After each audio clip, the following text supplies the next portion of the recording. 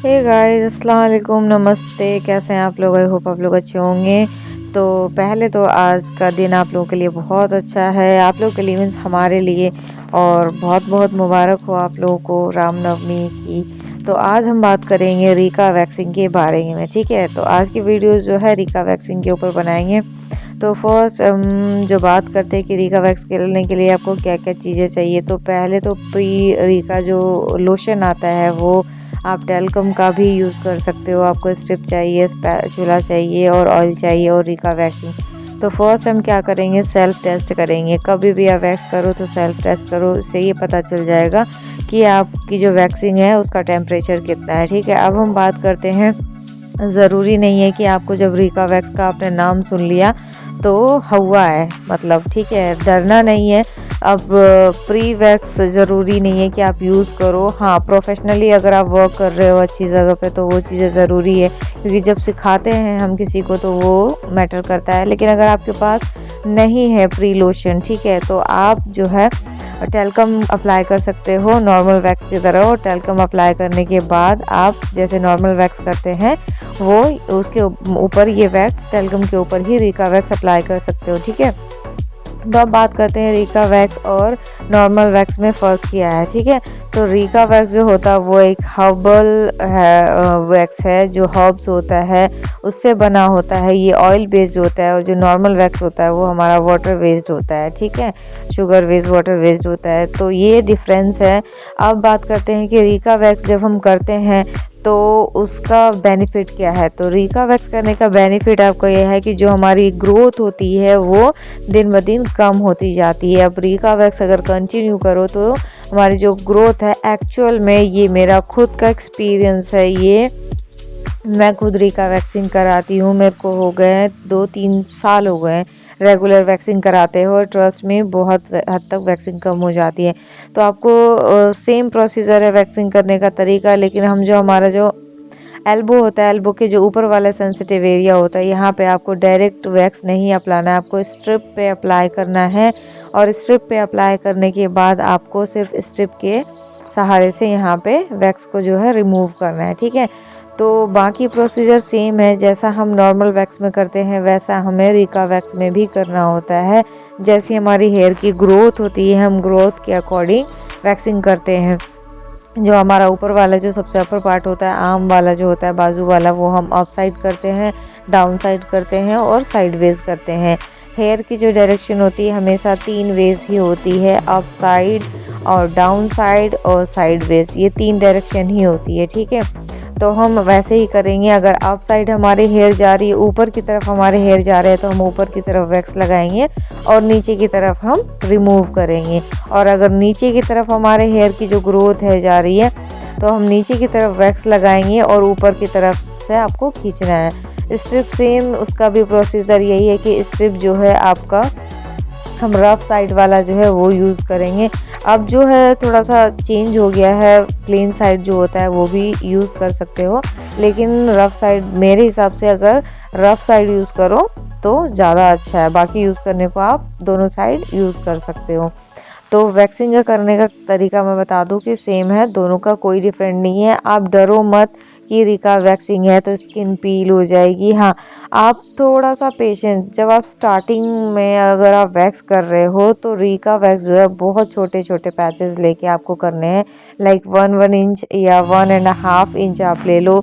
उसके बाद आपको इतने इतने पैचेस में ही जो वैक्सिंग करना है वैक्सिंग करो, क्योंकि जब स्टार्टिंग होता है, हमारा स्टार्टिंग पॉइंट होता है, तो उसमें स्किन पील होने के चांस थोड़े से ज़्यादा हो जाते हैं, ठीक है। फिर एल्बो पे जो है, एल्बो को बहुत अच्छे से क्लीन करना है। जो टैनिंग होता है हमारा एल्बो पे बहुत ज़्यादा होता है, तो एल्बो पे क्लीन करते हैं अच्छे से ताकि वो टैनिंग रिमूव हो जाए।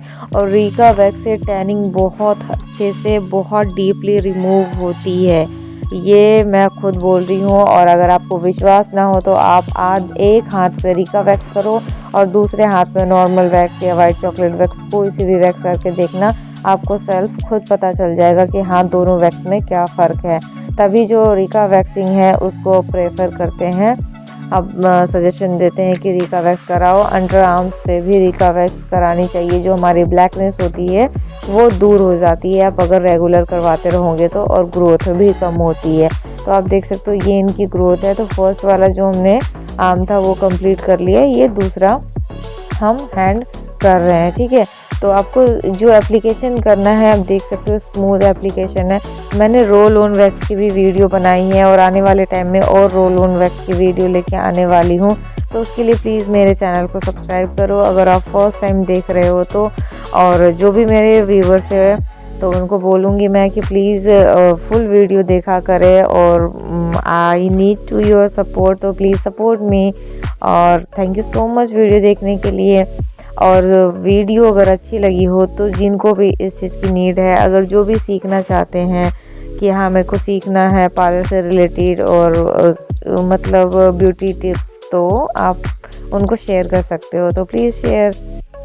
ठीक है, तो ये आप देख सकते हो ये इस तरह से आपको वैक्स अप्लाई करना है। देन उसके बाद यहाँ ये वाला जो एरिया होता है हमारा सेंसिटिव होता है। ठीक है, तो अगर आप डायरेक्ट रिका जो वैक्स होती है अगर अप्लाई करते हो और इस टिप की हेल्प से आप रिमूव करते हो तो स्किन पील होने के चांस होते हैं। ठीक है, तो ये तो था वैक्सिंग करने का तरीका, वैक्सिंग के बेनिफिट्स और उससे क्या क्या फ़ायदे हैं।